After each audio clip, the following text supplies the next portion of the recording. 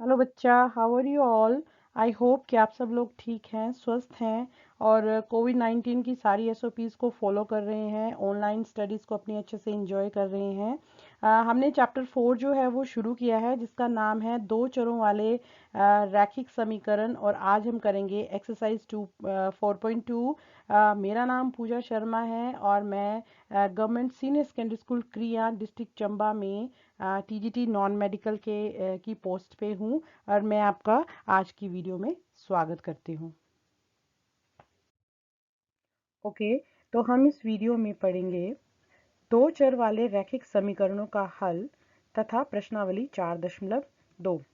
इससे पहले हम एक छोटी सी एक्टिविटी करेंगे जिसकी हेल्प से आपको प्रश्नावली 4.2 समझने में और उनके जो सवाल आपको दिए होंगे, जो सम्स आपको दिए होंगे, उनको करने में आपको हेल्प मिलेगी। तो आइए एक्टिविटी देखते हैं।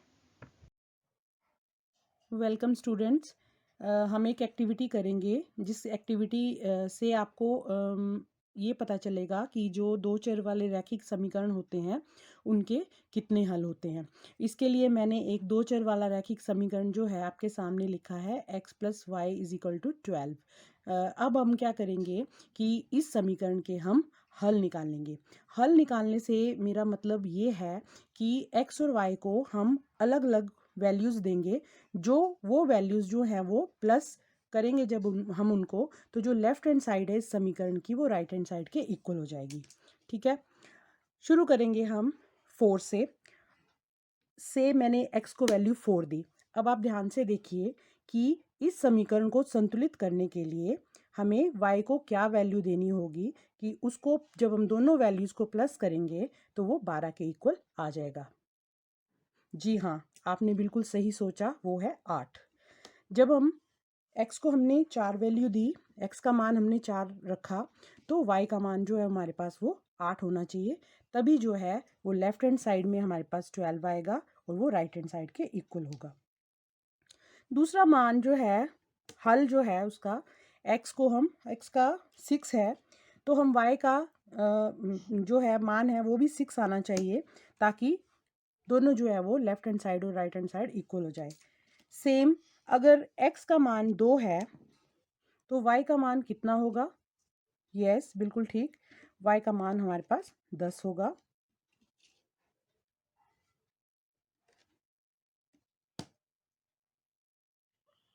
अगर x का मान जो है हमारे पास 3 है तो y का मान कितना होगा? बिल्कुल सही, y का मान 9 होगा। स्टूडेंट्स, ये कुछ जो है वो हमने इस जो रैखिक समीकरण है, दो चर वाला रैखिक समीकरण जो हमने एग्जाम्पल के तौर पे लिया था, उसके ये जो है वो हल निकले हैं। हल निकलने का मतलब मैंने आपको पहले भी बता दिया है कि x और y के ऐसे मान जिनको जब हम इक्वेशन में पुट करेंगे तो लेफ्ट हैंड साइड जो है वो राइट हैंड साइड के इक्वल होना चाहिए। अब मैं आपको इस एक्टिविटी से हमको एक बात और समझ आएगी कि जो x और y है उनको चर क्यों बोलते हैं। चर का मतलब होता है जिसकी वैल्यूज़ जो है वो कांस्टेंट नहीं होती है, जिसकी वैल्यूज़ बदलती रहती है। अब आप इसको ध्यान से देखिए, यहाँ पे हमने x को 4 वैल्यू दी तो y की वैल्यू 8 हो गई। जब x की वैल्यू बदली 6 हो गई तो y की वैल्यू बदल के 6 हो गई। जब x की वैल्यू बदल के 2 हुई तो y की वैल्यू 10 हो गई। जब x की वैल्यू बदल के 3 हुई तो y की वैल्यू 9 हुई। मतलब ये x और y की जो वैल्यूज़ हैं ये वेरी कर रही है, इसीलिए x और y को वेरिएबल्स या चर बोलते हैं। इस एक्टिविटी से हमको ये पता चला है कि जो दो चर वाले रैखिक समीकरण होते हैं उनके अनेक हल होते हैं, अनगिनत हल होते हैं। कैसे? जैसे ये हमने 4 हल निकालने हैं, ऐसे करते करते हम इनको डिफरेंट डिफरेंट वैल्यूज़ देते जाएंगे और हमारे पास डिफरेंट डिफरेंट जो है वो हल निकलते जाएंगे। Thank you so much. Okay बेटा, तो अभी जो आपने एक्टिविटी करी है उस बेस पे हम कुछ क्वेश्चंस करेंगे और आपका पहला क्वेश्चन है, निम्नलिखित समीकरणों के 4 हल लिखिए। आपके पास आपका जो फर्स्ट क्वेश्चन है आपको दिया हुआ वो है 2x + y = 7। इसमें आपको ये एक दो चर वाला रैखिक समीकरण दिया गया है।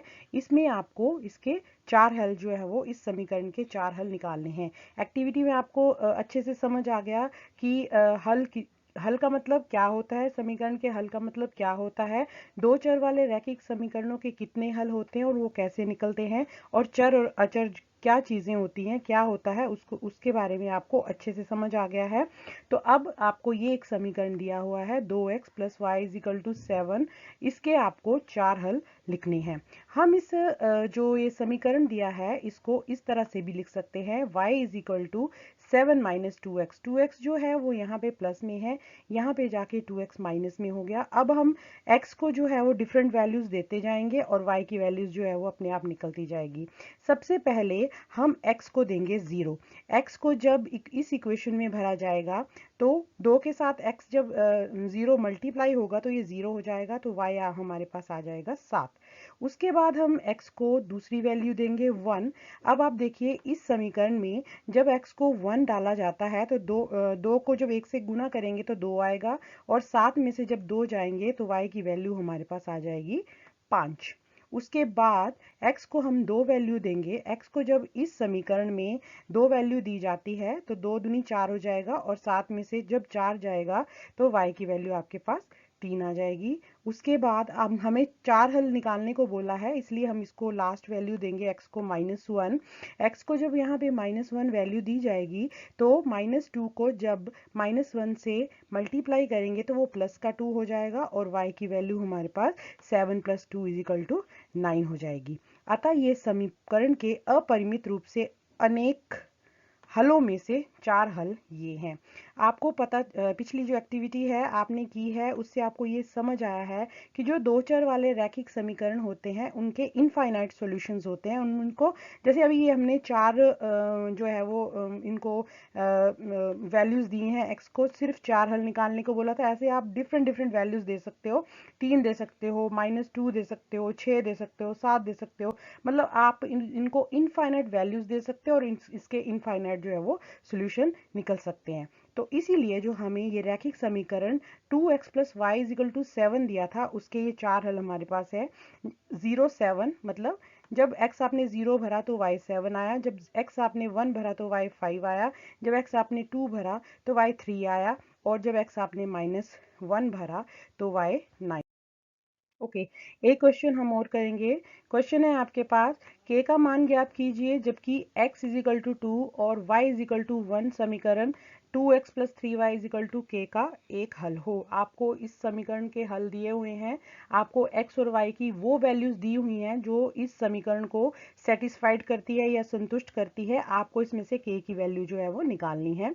इसका हल है, यदि x = 2 और y = 1 समीकरण का हल है तो ये इसको समीकरण को संतुष्ट करता है। मैंने आपको बताया कि जो भी वैल्यूज x और y की इक्वेशन का हल हो या सॉल्यूशन हो, इसका मतलब ये होता है कि जब आप उन वैल्यूज को उस इक्वेशन में डालोगे तो आपका जो लेफ्ट हैंड साइड है वो राइट हैंड साइड के इक्वल आएगा। तो आप जब x को 2 और y को 1 इस इक्वेशन में डालोगे तो आपके पास 2x है, तो x की वैल्यू 2 है तो 2 × 2 हो जाएगा, प्लस 3y है, y की वैल्यू 1 है तो 3 × 1 हो जाएगा, = k है। ठीक है, k वैसे रहेगा। अब ये आपको बोला गया है कि x को आपने 2 भरा है, y को 1 भरा है, जो आपको समीकरण दिया है उसमें आपने वैल्यूज पुट करी हैं। इसको सॉल्व करेंगे, 2 2 ज़ा 4, 2 दूनी 4 हो जाएगा, और 3 को 1 से मल्टीप्लाई करेंगे तो 3 हो जाएगा, और इन दोनों को जब हम प्लस करेंगे तो 7 हो जाएगा। तो आपके पास k की वैल्यू कितनी आई है? 7 आई है। यही आपको k का मान ज्ञात कीजिए, यही आपको k की वैल्यू जो थी वो फाइंड आउट करनी थी, इसलिए k का जो मान है वो 7 है। That's all, and I hope कि आपको अच्छे से समझ आया होगा। मिलते हैं नेक्स्ट वीडियो में, तब तक टेक केयर।